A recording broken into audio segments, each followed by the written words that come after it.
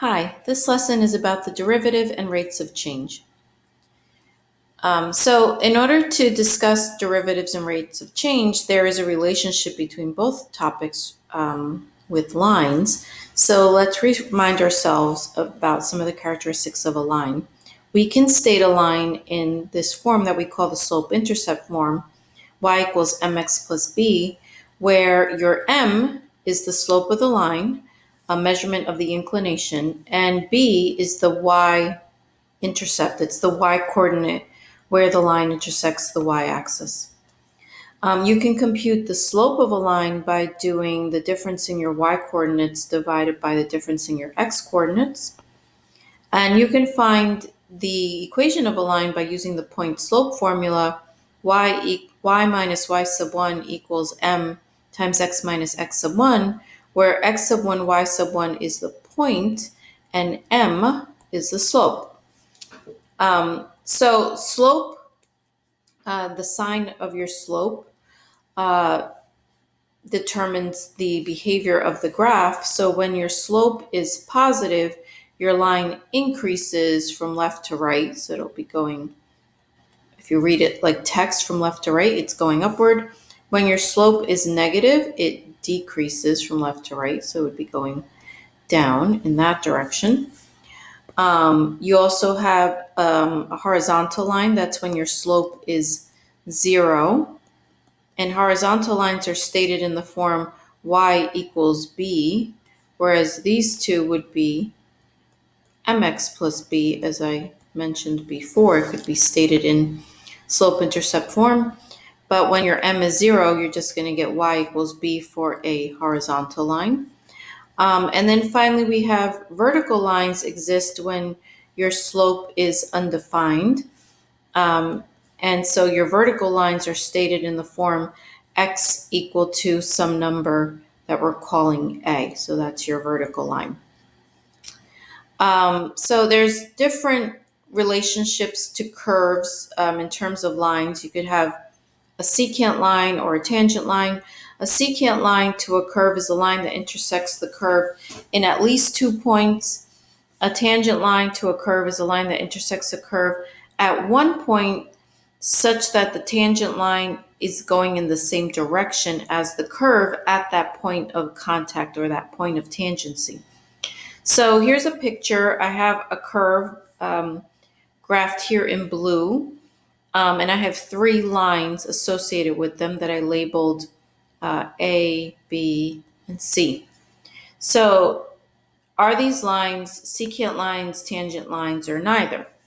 Line A is clearly a secant line. It intersects the curve at 2 points. If I needed to compute the slope of that line A, I would have those 2 points, and I could do my change in y over change in x and compute it. Line B intersects the curve at only 1 point. So it does satisfy the definition of the tangent line, but the direction that the line is going in is different than the direction that the curve is going in at that point. So at that point, the curve line is going in that direction. But if I'm looking at my line, it's going in this direction. So it isn't quite the same. So because the direction is not the same, line B is neither a secant line nor a tangent line. So it's neither one. And then we have line C.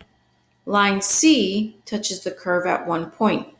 And at that point, it appears that the curve is going in this direction, but the line is also going in the same direction. So line C would be considered a tangent line to the curve because it satisfies both parts of the definition of a tangent line.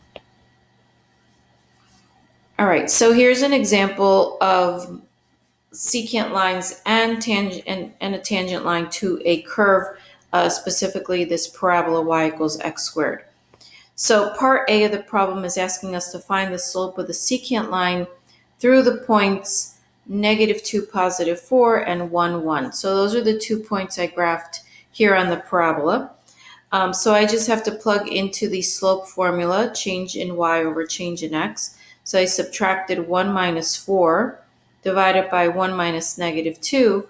That works out to be negative 3 over 3, so I have a slope of negative 1. So the line is graphed here in orange. That has a slope of negative 1. That matches with what I explained earlier. The line is going downward from left to right. So I have a negative slope, which is what I would expect. So that's my slope of my secant line. Now we want to estimate, and this is important here, estimate the slope of the tangent line at the point negative 2, 4 on that same curve. The reason why this is going to be an estimate is because in order to compute a slope, I need 2 points, but I only have 1 point. So I'm going to have to pick out points that are close to negative 2, positive 4 in order to take a good guess at what that slope would be at that point.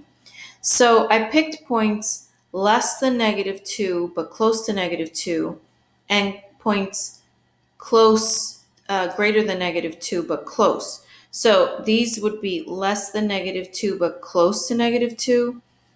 So this is to the left of negative 2. And then these would be points to the right of negative 2. And with the 2 in the middle being the ones closest to negative 2. I find my y values, this column, by plugging into x squared. So negative 2.5 squared is 6.25, and similarly negative 1.999 squared is 3.996. So that's how that second column is found.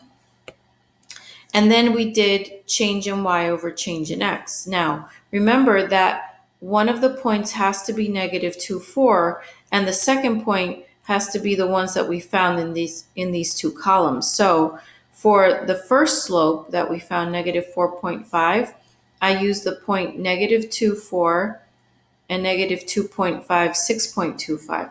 So this is exactly what gets plugged into a calculator in order to find the slope of negative 4.5. And I did that all throughout. So similarly here, for this computation on the third row, I used this point along with this point, plugged it into the formula for slope, and I got the value of negative 4. So I did that for every iteration that I have in the table, and you can see that my slope, as I'm getting closer and closer to negative 2 on the left, seems to be getting closer and closer to negative 4. And the same thing on the right side of negative 2, my slope appears to be getting closer and closer to negative 4. So I can conclude that my slope is negative 4 at negative 2, positive 4.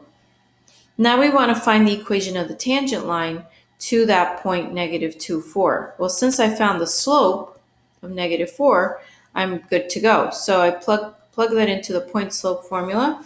So I get y minus 4 equals negative 4 times x minus negative 2. When you solve for y, you get y equals negative 4x minus 4. So here's a picture of what that tangent line would look like. My parabola y equals x squared is in green. My tangent line at negative 2, 4 is right here. The line we found to be negative 4x minus 4, so that means it's got a y-intercept at negative 4. So connect the point of tangency and the y-intercept, and there is your tangent line to the curve. All right, so another way to express slope of a secant line is to call that an average rate of change. When you're considering an average rate of change, that means you're considering a slope over 2 points or some sort of rate of change over a particular time interval. Regardless of what your notation is, you are still doing the change in your dependent variable divided by the change in the independent variable. Now, we usually call the dependent one y, the independent one x, but you don't have to always use those variables. So if we're using x and y, that would be the change in y over the change in x. This symbol is the symbol delta. That's a Greek letter, and it just means the change in something, which means the difference. So when you're talking about two particular points, like I did in the previous example, you're just subtracting the y coordinates divided by the x coordinates. So it's essentially average rate of change is the same definition as the slope of a line through 2 points. Now, when we're talking about the slope of a tangent line, that would be an instantaneous rate of change. An instantaneous rate of change is a rate of change at a certain point, at a particular point, or at a particular moment of time. So that's the same as a tangent line, because it's a single point. So in terms of computation. So just like I did in the previous example, this is another example of how to estimate the slope of a tangent line to a curve at a point that we're going to say is point P is 2, -1. My curve is another parabola. This is an upside down parabola, 1 minus 1/2 x squared. And we're going to find a second point that we're going to call point Q, but my x values, I'm only looking to the left side of 2. I'm going to pick 1.5, 1.9, 1.99, and 1.999. So you can see that the values get closer and closer to 2 on the left side of 2. You find your y values by plugging into your function. So that's the second row. So when I plug in 1.5 into 1 minus 1/2 x squared, I get negative 0.125. You would do the same thing all throughout. Then you have to do the change in y. Remember the x sub 1 coordinate is 2 and the y sub 1 coordinate is -1. So y minus -1 would always be computed, and these are your different y values here. So that's my third row. Fourth row is the difference in your x coordinates. Remember, x is 2, so that's going to be x sub 2 minus 2. So these are the results. And then your slope is change in y over change in x. Y sub 2 minus -1 is the same as +1, so that's why that changed. And when you do that computation, you get these values for the slope. So it appears that my slope is getting closer and closer to the value of -2, which is what we're going to conclude is the estimate for the slope. And then I would get similar results if I selected values of x greater than 2. In other words, on the right side of 2, such as 2.5, 2.1, 2.01, 2.001, that would also give me a result of -2 as my slope. And this next example is a third degree polynomial. Again, we're going to look for the slope of the tangent line to this curve, with the point of tangency being at -1, 0. And just like in the last example, I'm only showing values of x that are close to -1, but not exactly -1. So it's to the left of -1. And when you do all of those computations, here are my x values, -0.5 all the way through to the closest one, -0.999. Plug it into your function, which is x cubed plus 1. And so I get my second row by doing that. Do change in y. My y, the y coordinate for P is 0. So lines row 2 and 3 are the same because we're just subtracting 0. Your x coordinates, you have to subtract those from -1. So x sub 2 minus -1 gives you the fourth row. And then your slope, change in y over change in x, when you compute that slope, you get these values. So it appears that my slope is approaching the value of 3. And just like before, you would get similar results if you looked at values of close to -1 but greater than -1. You would get the same result. So that's part 1 of this lesson. Stay tuned for part 2.